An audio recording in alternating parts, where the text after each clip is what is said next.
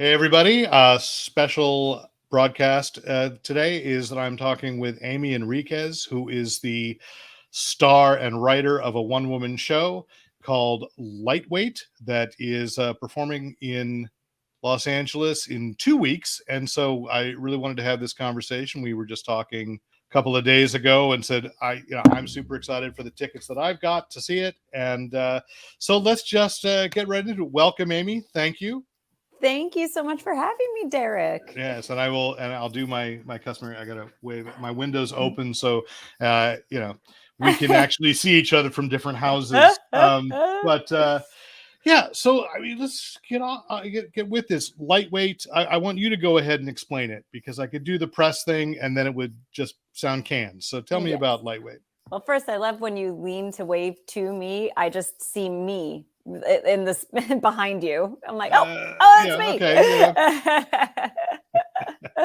yeah. me. Yes. So Lightweight is a solo play. I'm the only person in it. It's an hour long, and it's the true story told in a very darkly comedic manner of my year-long stay in a 28-day program to recover from eating disorders.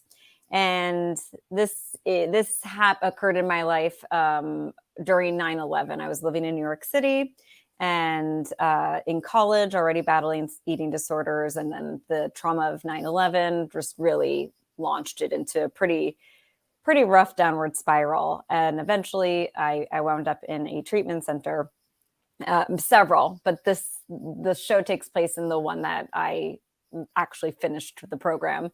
And it was a 20-day program, and I stayed for a year because this is revealed in the show, but it's not a big spoiler. I really loved being there, not to promote a rehab center, but in the show you'll see the character of Amie, which is me, really becoming the queen bee. Like the longer she's there, this little middle child is really starting to enjoy the fact that she's kind of the senior, and all the new patients come in are the freshmen, and she's loving that. I didn't realize there was a connection to Jan Brady, but okay, that totally uh, weirdly makes a little sense. Okay, so how, what caused you to develop this into a play? I appreciate the darkly comic thing. That's my sensibility as well. But what caused you to turn it into a solo performance? I wanted to tell a story. I knew I had a story to tell, and I needed to make sure I was completely, out of the red zone and very much into like long-term recovery before even trying to tackle putting this up in front of an audience. And it had been a full almost 10 years since having any kind of eating disordered behavior and since being completely recovered. So I really wanted to get this story out because, having any kind of mental disease and addiction, it's pretty traumatic. Especially when your drug is food. I had binge eating disorder and then bulimia and anorexia.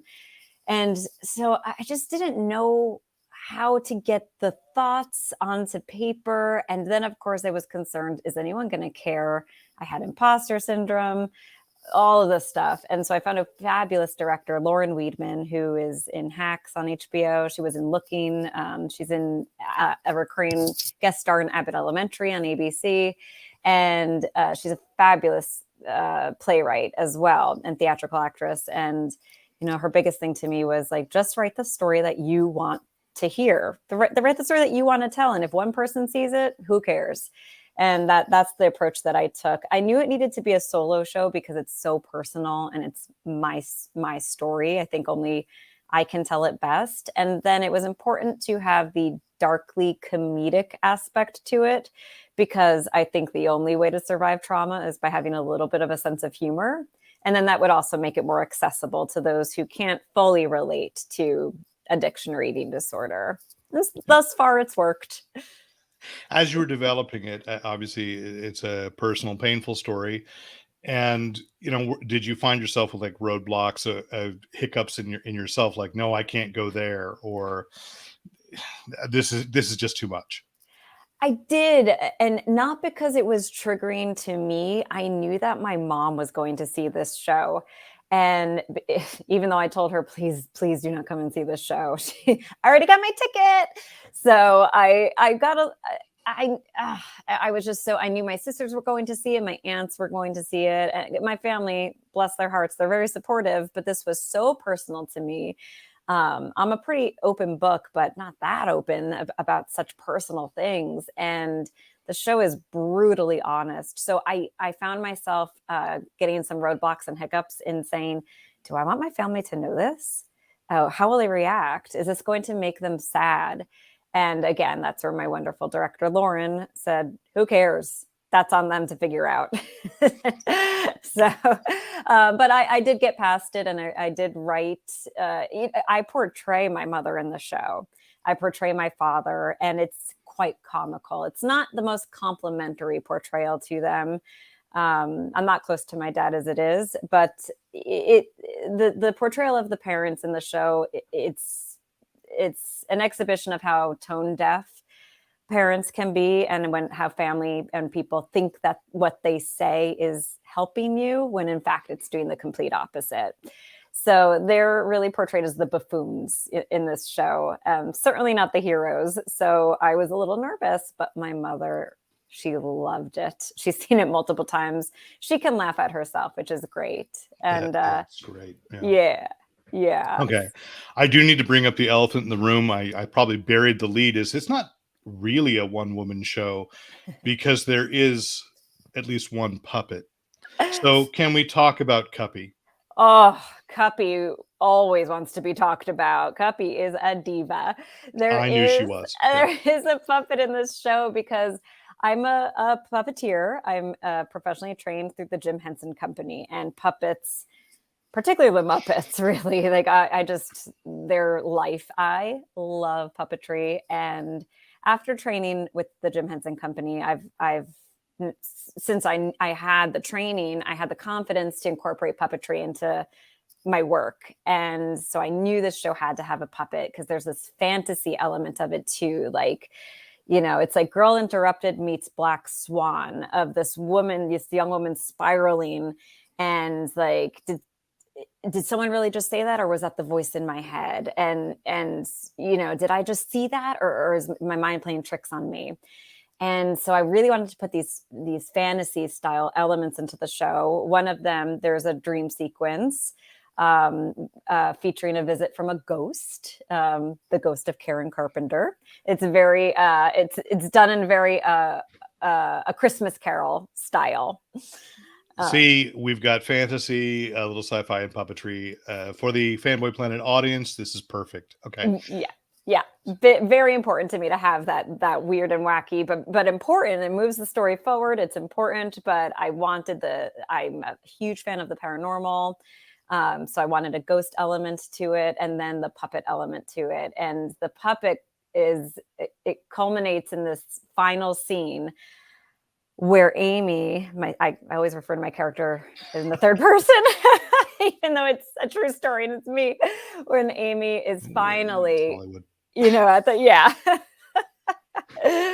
Amie doesn't like this. When she's really spiraling, she's really hitting her rock bottom, and is, without saying too much, she's left alone with a tray of cupcakes, and is, like a drug addict being left alone in a unsupervised pharmacy. It's, oh my gosh, this isn't safe. And she starts to really lose her mind. And one of the cupcakes comes to life in the form of a puppet, in a very big will they won't me moment. But the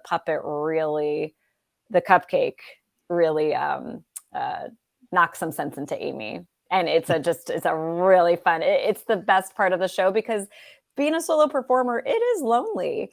And there's so much going through my mind when I'm on that stage, and as soon as the puppet is with me, I feel like, I'm not alone anymore. I've got my co-star now. I was going to ask that challenge because you did also take this show to the Edinburgh Fringe Festival this last summer.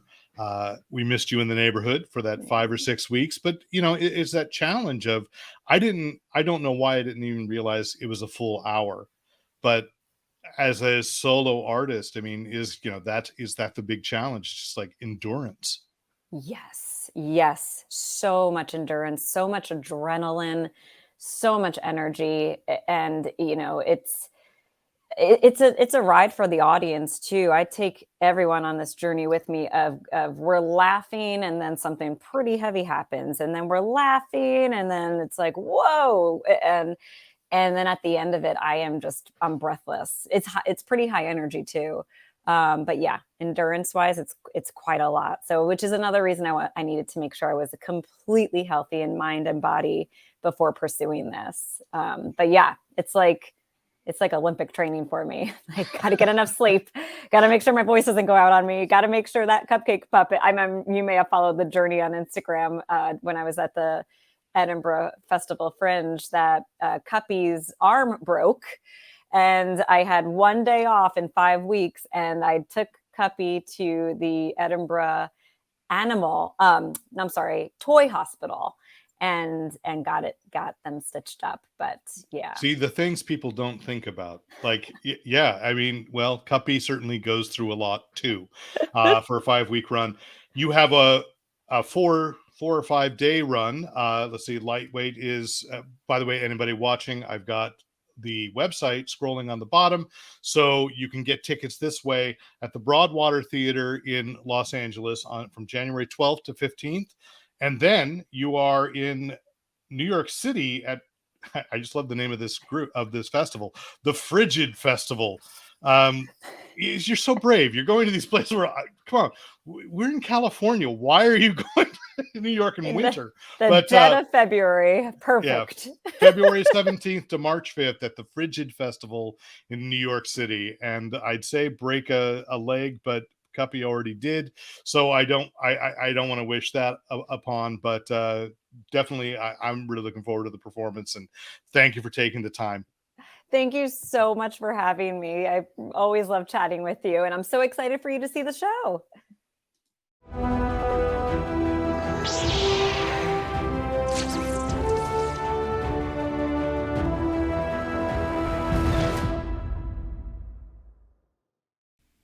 Thanks for watching. Please hit the subscribe button to make sure you don't miss out on any Fanboy Planet video content. And visit fanboyplanet.com for other features, reviews, interviews, previews, and of course, listening to the Fanboy Planet podcast. And remember, use your powers for good.